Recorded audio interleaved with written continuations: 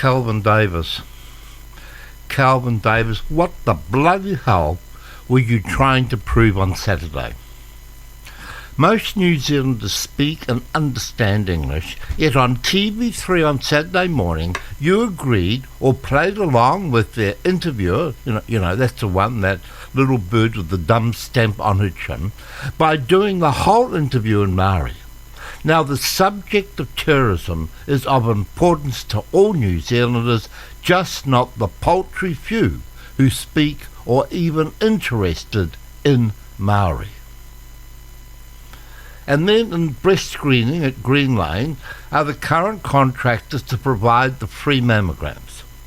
I phoned these people about 6 months ago to make an appointment for my wife, and the white plastic Maori woman on the phone reception carefully pronounced one of the words in this organisation's name, Waitemata, in the new woke pronunciation. I was taken by surprise, I can tell you, and I asked her what did she say, indicating Waitemata. She then had the arrogance, the stupidity, and even the snowflake woke stupidity to lecture me that she pronounced that word correct. I tell you, I was completely pissed off, and I was particularly angry at the silly bitch whose salary is being paid by us, the taxpayer. She had the audacity to lecture me, who she had never met, on pronunciation of Maori. I wouldn't give that organisation a bent penny when that management allowed that crap from their staff to their clients. I was so angry I telephoned instead a private practice who specialised in the services of mammograms. Why do we have to endure this Maori Language Week nonsense is absolutely beyond me. The Maori Language Week, that silly little woke, the Marxist mad Cindy, spent a good part of her introduction speaking Maori at her afternoon sermon yesterday to announce if Auckland or New Zealand will be granted a change in lockdown levels. It is nothing more than a sham, a stupid pretense that we all supposedly care about the language when most of us don't. The 6 o'clock left-wing party political hour is bad enough.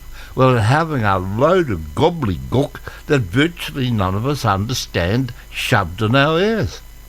We even have Lord, our current little woke snowflake recording artist, producing a record of her songs in Maori. She may feel good.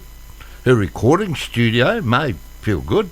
And the Maori who understands the reason behind this hypocritical presentation of Maori are not impressed at all. Jack Gray, a proud Maori and an international figure producing dance and music, was asked to put together choreography for these videos of the Lord's album and do it in Maori. He soon realised that this whole thing was a pointless exercise and refused to have any part of Lord's tokenism. The whole exercise of Maori Language Week is pointless, other than the newsreaders and their wokey associates proving they can pronounce this new native tongue. I was one of those fortunate people who were brought up with Maori speakers. My nanny was a lovely old Maori lady with the genuine moku tattooed from a sharpened shawl in natural green-black colour. She spoke the Maori that was the true Maori language. It was beautiful, it was musical, and certainly not offensive. Today I find this new Maori spoken word as phony as those Maori women who blatantly wear a dumb stamp on their chin. The white plastic woke Maori as presenters on TV with their hellos and their goodbyes and to each other are an absolute waste of time, as none of us have any interest in this or any wiser as far as learning the language is concerned. If they're serious, at least give us subtitles or translation. What is the point? if no one knows what the dribble coming out of your mouth means? Papua New Guinea for years tried to balance all the languages up there. They had English, they had Pidgin, which was between one of the Papua New Guinea dialects and German, and then there was around about 30 different Papua New Guinea dialects. And they love their rugby league.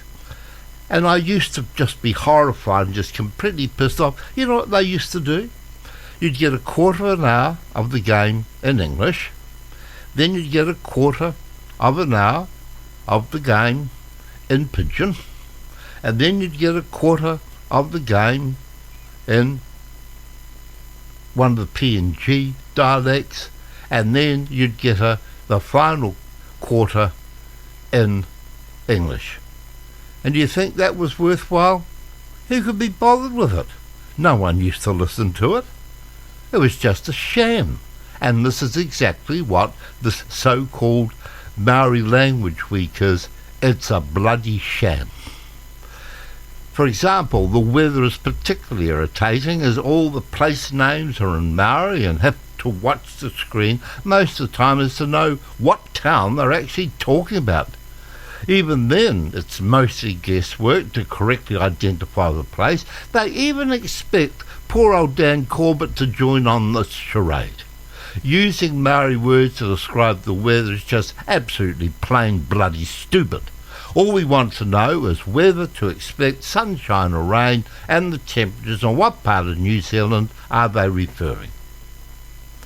It's time this week of stupidity. It is time this week of the so-called Maori Language Week. Stupidity was euphemised and completely forgotten about. If you want to learn the language, that's fine. That is your choice. There are two, not one, but two taxpayer-funded channels where you can do just that. One even has subtitles. There are also a myriad of taxpayer-funded radio stations to choose from. They operate every week of the year. That is precisely the reason our audio appliances shouldn't have to be bombarded with this mumbo-jumbo for a week. It is irksome to the majority, and the minority deep down must feel insulted by the blatant stupidity of the woke plastic Maori, again practising trifling, trivia, tokenism.